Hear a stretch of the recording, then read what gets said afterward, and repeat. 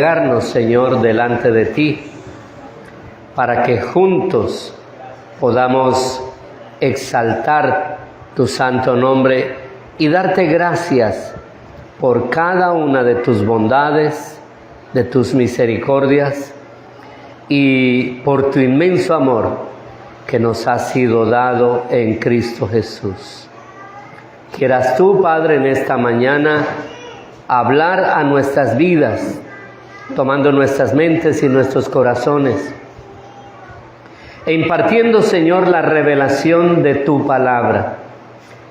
Que tú seas, Señor, hablando a cada uno conforme a tu palabra, y que ésta sea obrando en nosotros, Señor, redarguyendo, corrigiendo e instruyendo, Señor, a tus hijos, a tu iglesia, instruyéndonos en justicia, para de la gracia como tú lo has determinado, Señor, podamos honrar y servir a tu santo nombre, al proclamar esta verdad a cada persona. También rogamos, Señor, que nos des la sabiduría y para que el Espíritu Santo, al aplicar esta palabra, podamos vivenciarla, que sea una práctica, una vida en nosotros. Y a la vez, Señor, ser capacitados para poder compartirla con todos aquellos que están a nuestro alrededor, conforme a tu santa voluntad, creyendo, Señor, que a través de ella tú añadirás a aquellos que han de ser salvos, conforme a tu palabra. Y Padre bueno, te damos muchas gracias en el nombre de Jesús, nuestro Señor. Amén. Y amén. Gloria al Señor. Bien, quiero invitarles para que abran sus Biblias en el capítulo 10 del libro de los Hebreos.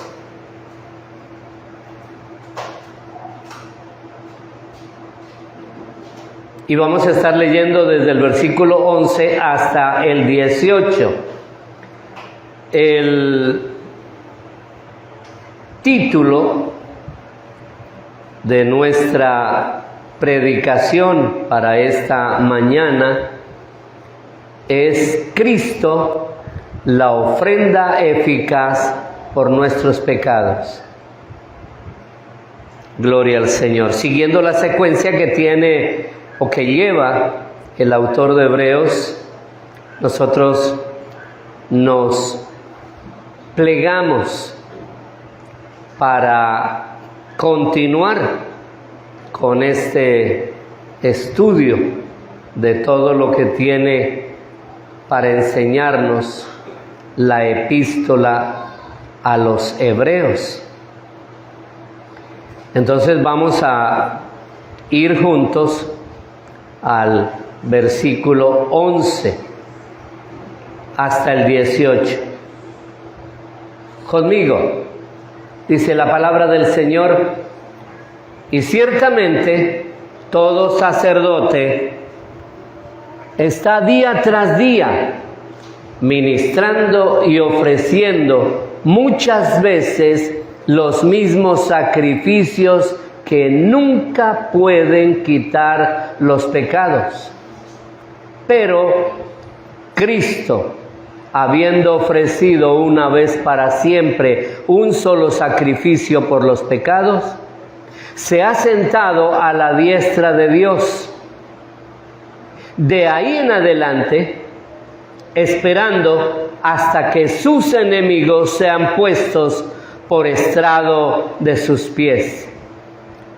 Porque con una sola ofrenda hizo perfectos para siempre a los santificados. Y nos atestigua lo mismo el Espíritu Santo, porque después de haber dicho: este es el pacto que haré con ellos. Después de aquellos días, dice el Señor, pondré mis leyes en sus corazones y en sus mentes las escribiré. Añade, y nunca más me acordaré de sus pecados y transgresiones, pues donde hay remisión de estos, no hay más ofrenda por el pecado. Esta es la porción que nos corresponde. Sin embargo, de esta porción hoy vamos a compartir desde el verso 11 hasta el versículo 14. Amén. Y teniendo en cuenta entonces estos versículos, nos damos cuenta por el texto que hemos leído que el autor de los Hebreos en este pasaje traza una serie de contrastes entre el sacrificio que el Señor Jesús ofreció y los sacrificios que eran ofrecidos durante el sacerdocio arónico.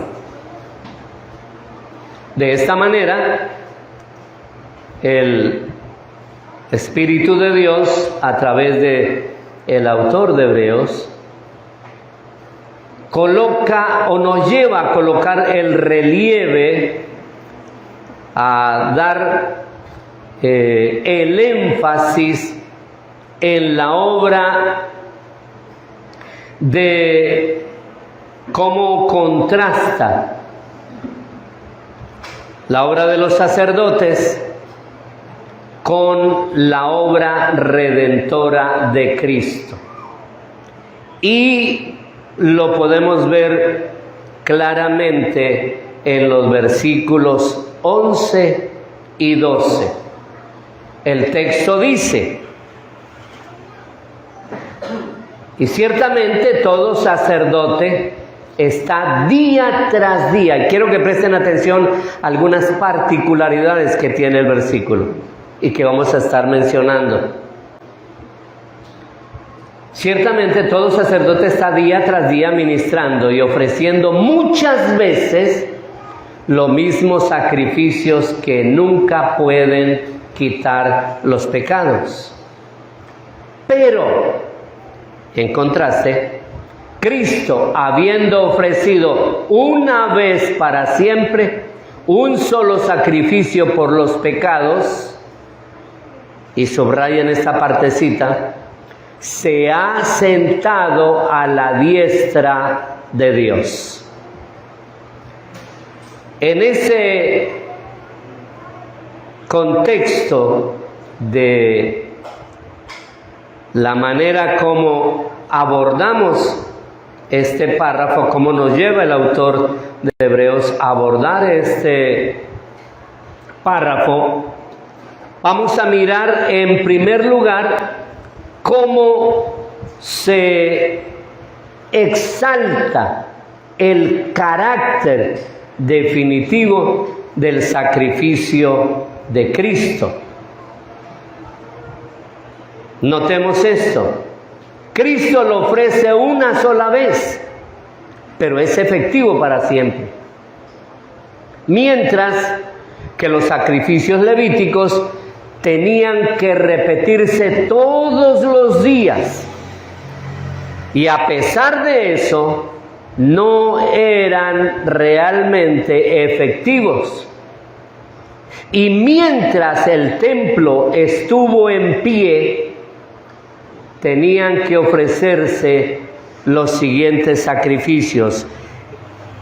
Este párrafo nos lleva entonces a considerar lo que dice el capítulo 28 del libro de los Números, versículo 3 al 8. Escuchen, la Escritura dice: todos los días, pensemos en esto, porque lo que el autor de Hebreos quiere llevarnos a considerar es algo que realmente nosotros como gentiles no hemos aprendido a percibir, y de pronto para nosotros nos parece algo sin sentido. Conocemos la obra del Señor Jesús, sí, pero miremos lo que sucedía en el tiempo en que se ofrecieron. Son miles de años los que se ofrecieron estos sacrificios. Y consideremos entonces estas cosas. Pensemos en esto. Todos los días, mañana y tarde, un cordero de 1 año sin defecto era ofrecido en holocausto juntamente con la ofrenda de harina, que era la 10ª parte de una efa. Eso es 37 litros de flor de harina amasada con 1/4 de hin. Esto es 6.2 litros de aceite de olivas machacadas. Pensemos en todo este trabajo que debía de hacerse todos los días. Se hacía también la libación, que era 1/4 de hin de vino, 6.2 litros de vino. Además, estaba la ofrenda diaria de harina del sumo sacerdote, que consistía en 1/10 de efa de flor de harina mezclada con aceite y era luego cocida en una paila, en una cazuela, de tal manera que se partía y se ofrecía la mitad en las horas de la mañana, en el sacrificio de la mañana, y la otra mitad era ofrecida en el sacrificio de la tarde.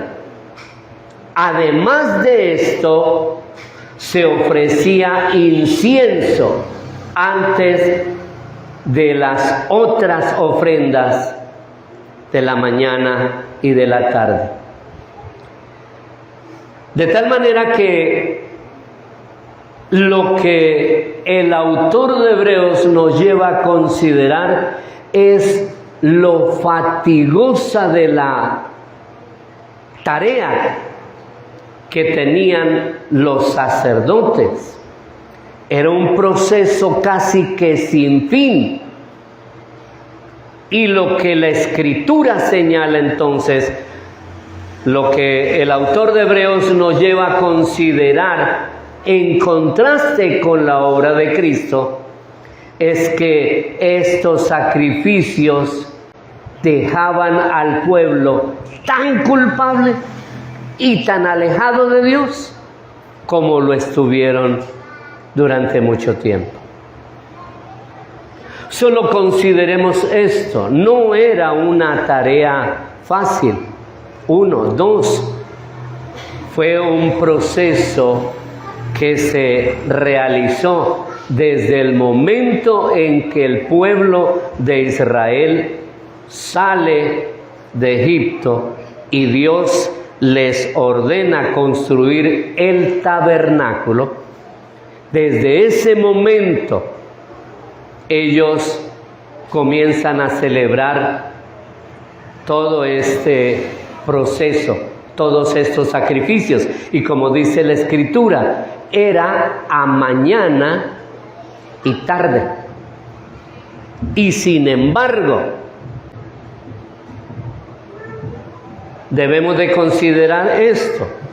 Es algo que Dios mismo establece. Y como veíamos la semana pasada, Dios los establece. ¿Qué es lo que Dios aborrece de estos sacrificios?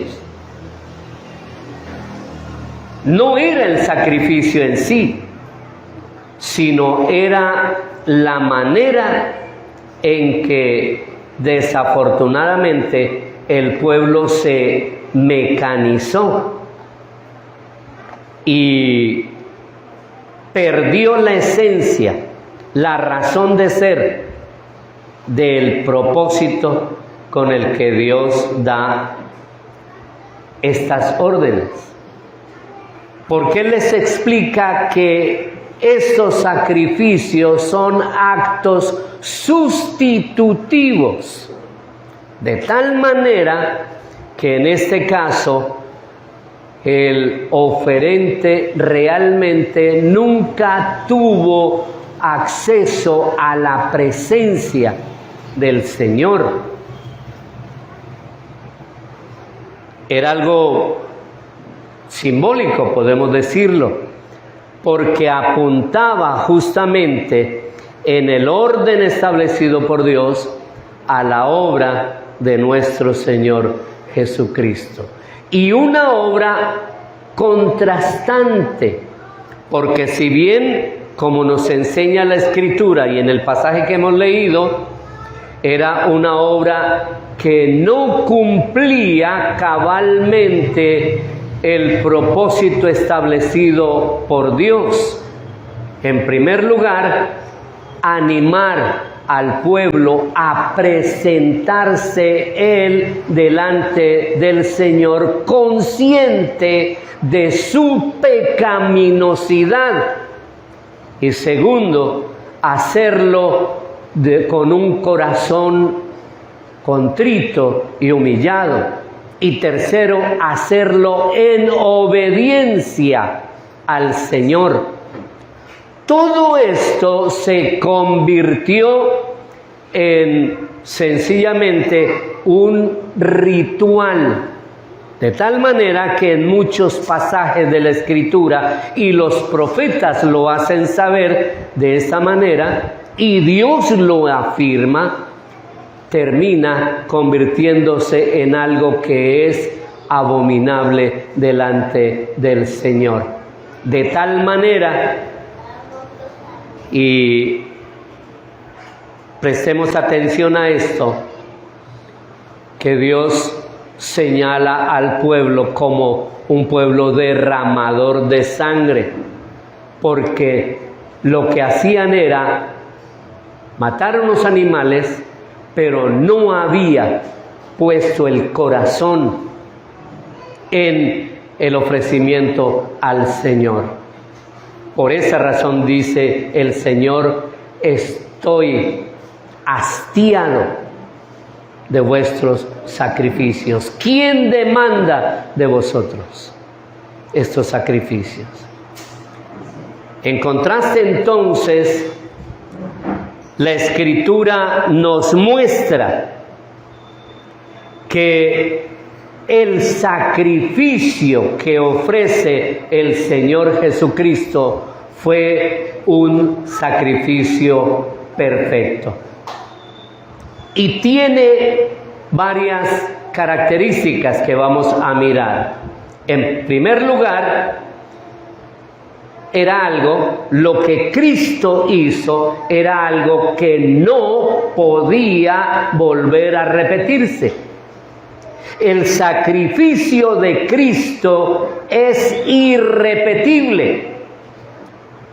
Y el autor de Hebreos nos lleva a considerar entonces de que no hay Dios ni hombre que tenga la capacidad de repetir el sacrificio del Señor Jesucristo. Y cuando estamos hablando de Dios, estamos hablando de los dioses según los hombres. ningún Dios que los hombres se inventaron y colocaron en lugar de el Dios único y verdadero podía hacer esto. Y tampoco ningún hombre pudo hacer jamás cosa semejante. De tal manera que el sacrificio de Cristo es un sacrificio único, es un sacrificio sui generis, es una obra maestra de gracia, de humildad y de obediencia a el Padre, la que el Señor hace, de tal manera que por esta razón es irrepetible. Y en segundo lugar, parece una repetición. En segundo lugar, este sacrificio ya no había necesidad de repetirlo. Por una parte, porque el sacrificio de Cristo muestra en primer lugar lo que señala el sacrificio de Cristo es el amor de Dios para su pueblo. Muestra el amor de Dios de una manera definitiva. De tal manera amó Dios al hombre que ha dado a su Hijo unigénito, para que todo aquel que en Él cree no se pierda. Nos recuerda la Escritura a través de el apóstol Juan. De tal manera que es una evidencia sublime del amor de Dios por sus hijos. En segundo lugar, en esa vida de servicio y en esa obra de muerte por amor, se nos despliega en toda su magnificencia la evidencia del corazón de Dios nuestro Padre. De tal manera que al ver la obra de Cristo el Señor, podemos decir, así es nuestro Dios. Y de esa sublimidad es el amor de Dios por sus hijos, por su pueblo. En tercer lugar, la vida y la muerte del Señor Jesucristo fueron un acto de amor y de obediencia perfecta. De tal manera que el único sacrificio perfecto es el del Señor Jesucristo.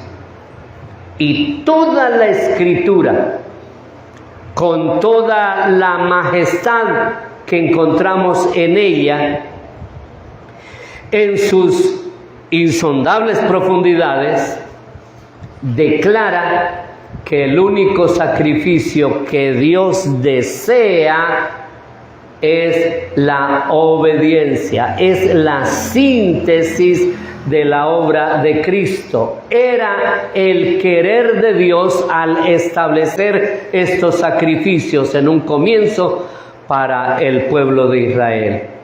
Una vida de obediencia. De tal manera que el Señor Jesús muestra entonces en su vida y en su muerte toda esa vida de obediencia, que fue justamente el sacrificio aceptable de nuestro Dios, el sacrificio aceptable por Dios el Padre. De tal manera que la perfección nos lleva a considerar el texto, que la perfección no tiene una manera de mejorar. lo hecho por Jesús no tiene ningún parangón. Es algo sublime, con una sublime hermosura y gracia y gloria. Porque en Jesús se dan la perfecta revelación de Dios y la perfecta ofrenda de obediencia. Hay esa simbiosis entre la perfecta obra de obediencia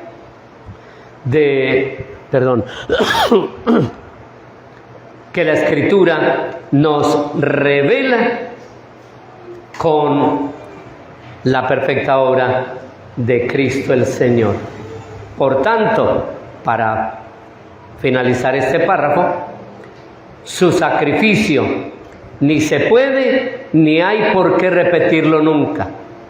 Los sacerdotes deben y pueden seguir con su fatigosa rutina interminable, pero el sacrificio de Cristo es hecho una vez y para siempre.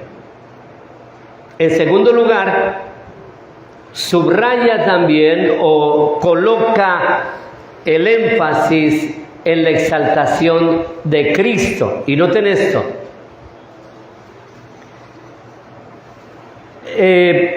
Pensando justamente en esto, yo animo a los hermanos, ojalá en sus aplicaciones, a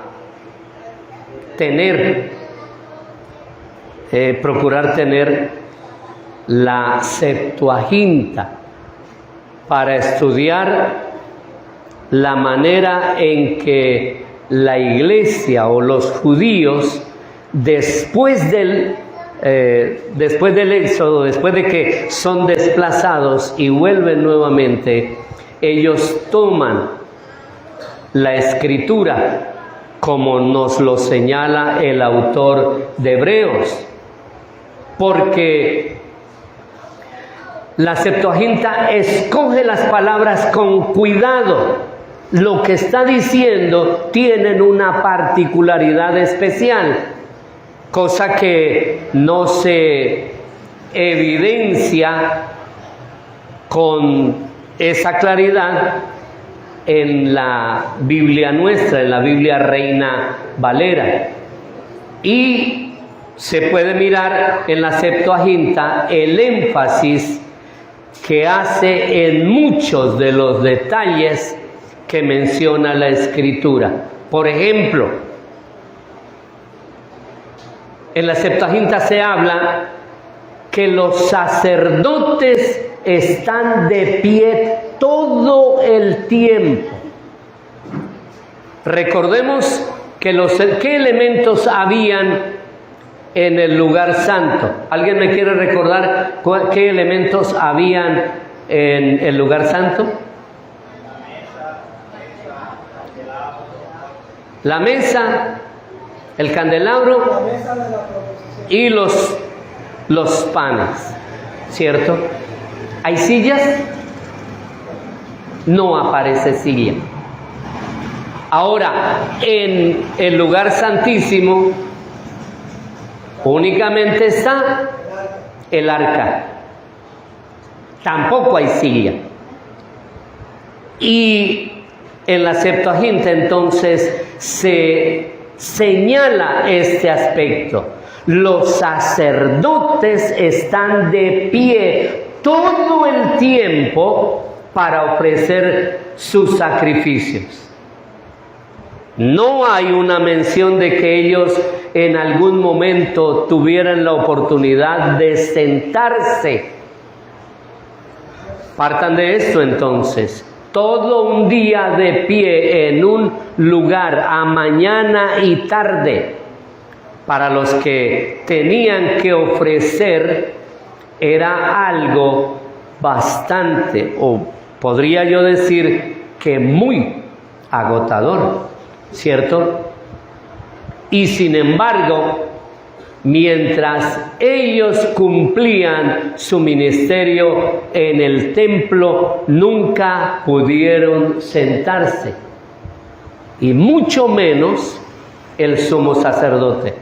Ahora miremos el contraste que nos lleva a ser el versículo 12. Pero Cristo ha tomado asiento a la diestra de Dios después de ofrecer su sacrificio único y llevar a cabo la obra de redención. Cristo se ha sentado a la diestra de Dios, donde Él permanece sentado. Y eso tiene también una aplicación, un significado. La postura de los sacerdotes es la que corresponde a los esclavos, mientras que la postura del Señor Jesucristo en este momento es la de el monarca. Jesús es sentado como rey, ha vuelto a su palacio después de cumplir su misión, después de obtener la victoria, de tal manera que para nosotros deberíamos de considerar mucho más cada día la obra de nuestro Señor Jesucristo. Y quiero mencionar en este sentido 3 puntos que el autor nos lleva a considerar y que debemos de considerar siempre.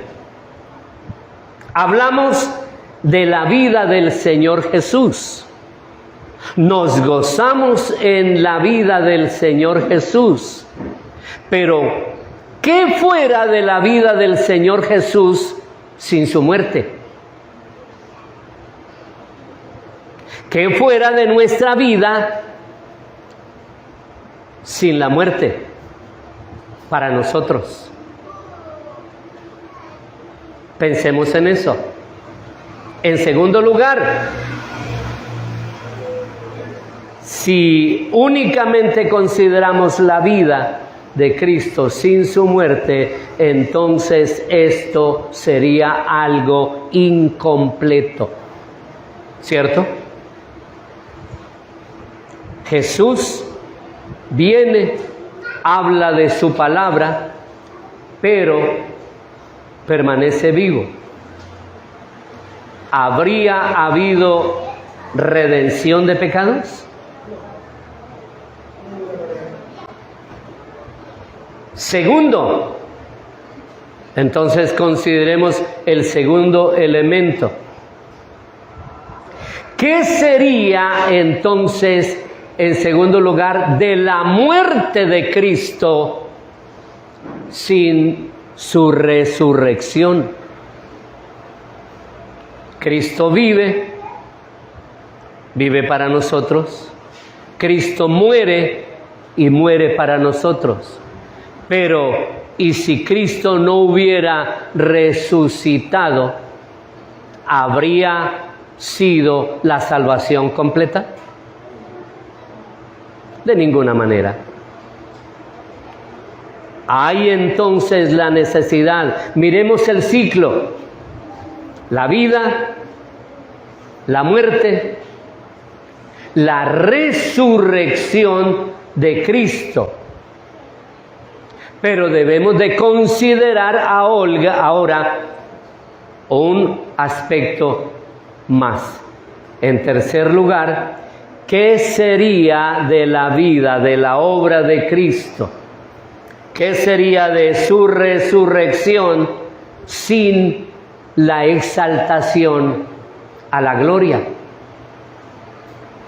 No habría promesa para nosotros, no podría cumplirse la promesa de que igual que el Señor, nosotros también seríamos levantados y llevados a una eternidad al lado del vencedor y colocados al lado como covencedores con Cristo el Señor. Estos aspectos, como les digo, y nos hace resaltar e interesarnos por eso, los vemos entonces en la obra del Señor Jesucristo, lo completo que fue la obra de Cristo. Amén. En tercer lugar, subraya o hace énfasis en el triunfo final de Cristo. Miremos esto. El verso dice, 13 y 14, de ahí en adelante, esperando hasta que sus enemigos sean puestos por estrado de sus pies, porque con una sola ofrenda hizo perfectos para siempre a los santificados. Estos dos versículos nos remiten entonces a el Salmo 110:1, que es frecuentemente citado en esta epístola de los Hebreos. No solamente como una cita, sino incluso como una alusión. Y nosotros lo vemos de esta manera en Hebreos 1:3 y 13, en Hebreos 8:1, en Hebreos 10:12 y en Hebreos 12:2. Y debido a la interpretación que se da y a la aplicación que Cristo hiciera de estos versículos, vemos entonces que Él lo hace en respuesta a la pregunta que le hacen los fariseos en el libro de Mateo, capítulo 22, versículo 12.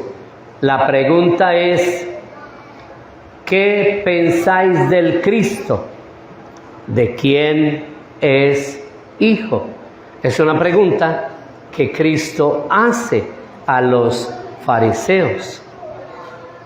De tal manera que al mirar estas alusiones, Pablo también toma este Salmo 110, versículo 1, y también lo cita en Romanos 8:34, en 1 Corintios 15:25, en Efesios 1:20, en Colosenses 3:1.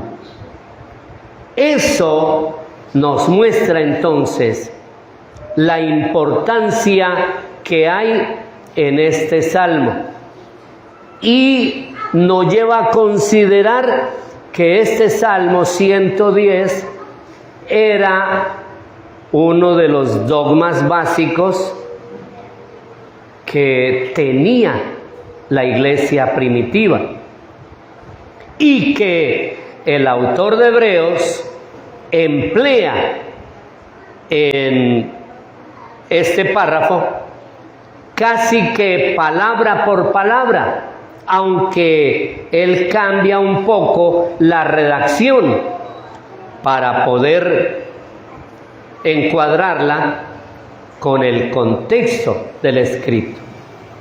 Notemos esto.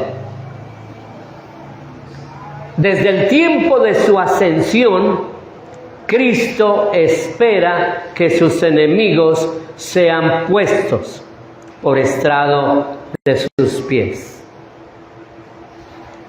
Debemos de considerar entonces lo que la Escritura nos dice en este salmo y verlo hoy a la luz del Nuevo Testamento. Hasta aquí, ese periodo en que Cristo es exaltado y sentado a la diestra del Padre, sentado sobre todo trono, sobre todo dominio, sobre todo principado, sobre toda potestad y sobre todo gobernador, nos señala el tiempo que el libro de Isaías menciona acerca de la exaltación de Cristo, de cómo a partir de ese momento Cristo es considerado el Señor de todo cuanto existe. Es la manera como el Padre le ha exaltado hasta lo sumo, dice Filipenses, colocándole en el trono,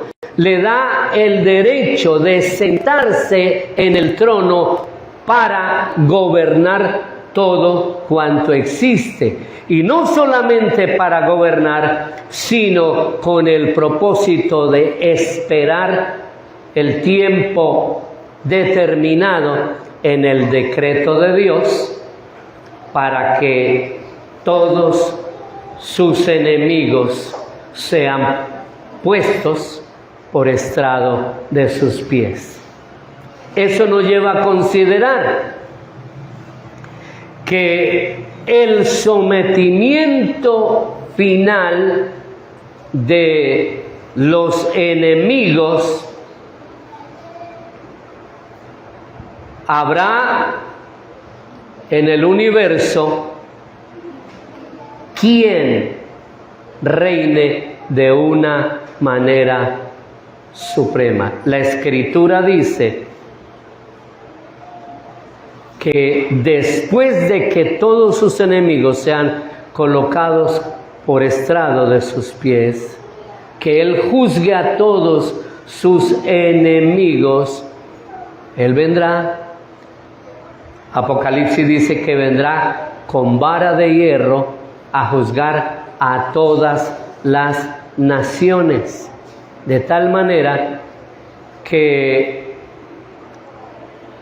hay en este caso el comentarista de este párrafo nos lleva a considerar, pero ¿será que el que sus enemigos sean puestos por estrado de sus pies está hablando de la extinción de todos los enemigos de él?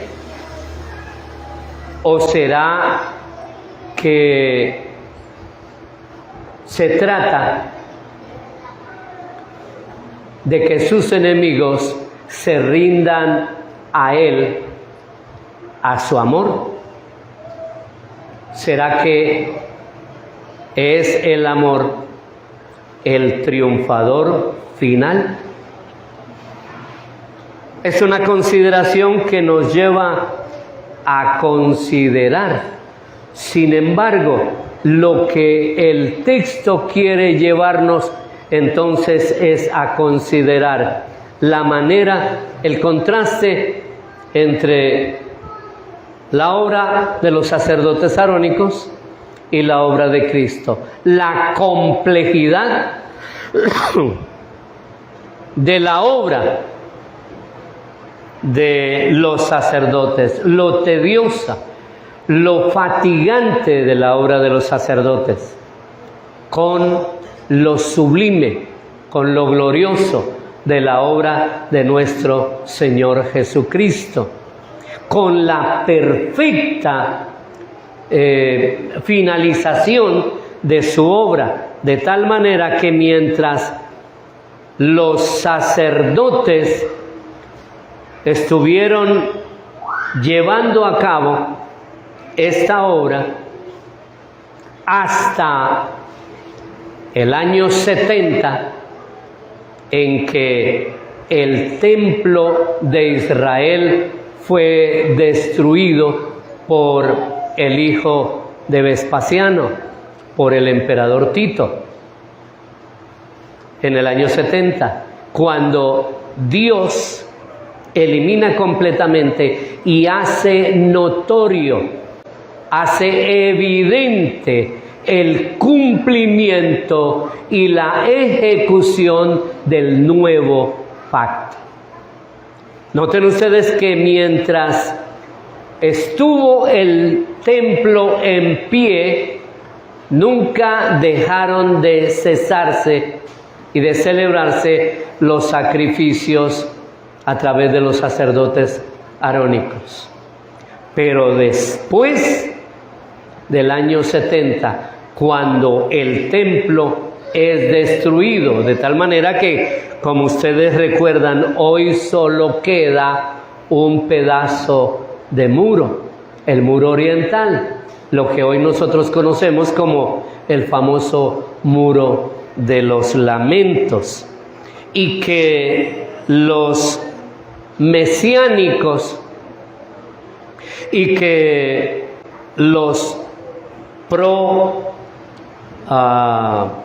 judíos consideran que durará y que esa pared volverá a ser restaurada y levantada cuando Israel construya el templo.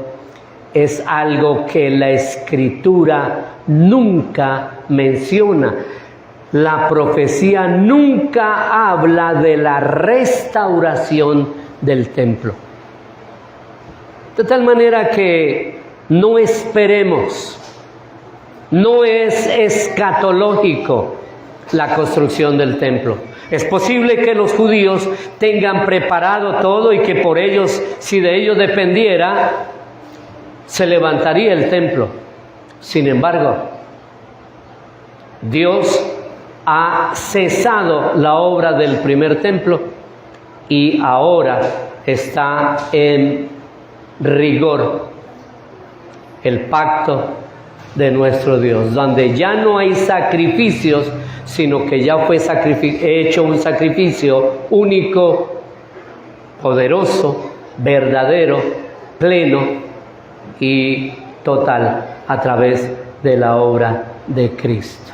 Y todo esto, por eso la consideración de que sus enemigos tal vez no sean destruidos, sino que sean sometidos por el amor de Cristo, porque la obra de Cristo en el Calvario es la obra más sublime y más gloriosa del amor de Dios. Es la evidencia del amor de Dios a su pueblo. Amén. En ese contexto, lo que el autor nos lleva entonces a señalar cada uno de estos aspectos. La próxima semana continuamos y concluiremos con cada uno de los elementos que son o han sido hechos y que apuntan a la vida de la iglesia, que alientan, que fortalecen y que nos ayudan a establecer como la iglesia del Señor Jesucristo, como el pueblo de Dios, como el real y el único pueblo de Dios. ¿Estamos de acuerdo, hermanos? ¿Alguna pregunta a lo compartido esta mañana? ¿Quedó claro lo enseñado? Es un punto, el tema es sencillo realmente. Creo que lo más complejo de este capítulo 10 tiene que ver con los versículos del 1 y básicamente del 5 al 10. A partir de aquí, sencillamente, es señalar todo lo que significa la obra de Cristo. Amén. Entonces, si no hay preguntas, vamos a darle gracias al Señor. Y les invito para que oren conmigo. Amado Dios y Padre Celestial, te damos gracias, Señor, en esta mañana, por tu bondad y por tu misericordia que nos ha sido dada, por tu inmenso amor, Señor, que ha sido derramado en nuestros corazones a través de la persona de tu amado Hijo, nuestro Señor Jesucristo. Gracias por la manera como tu palabra, Señor, nos lleva a entender cada uno de los propósitos que tú has establecido en ese decreto eterno de la salvación. Y nos lleva, Señor, a deleitarnos en la obra de Cristo, pero también nos lleva, Señor, a considerar lo importante de mantener esa vigencia en nuestras vidas, ese testimonio en nuestras vidas, de tal manera, Señor, que la obra de Cristo, a través de ese sacrificio, lleve no solamente a cada uno de los que estamos en este lugar, sino a cada uno de tus hijos en todo lugar, a venir delante de ti, Señor, como dice la palabra, doblar sus rodillas delante de nuestro Señor Jesucristo, confesando su majestad, su gloria, en adoración y en alabanza a su santo nombre. Padre, muchas gracias, porque cada día es ampliada la comprensión y el entendimiento de lo que tú has hecho, de la obra que ha sido hecha en nuestras vidas, en la cruz del Calvario. Quieras tú, Señor, esforzarnos y fortalecernos cada día para mantenernos en esa verdad y darte gracias continuamente, Padre, viviendo esa vida de obediencia, esa vida de amor a ti, Padre, en el nombre de Jesús, y darte muchas gracias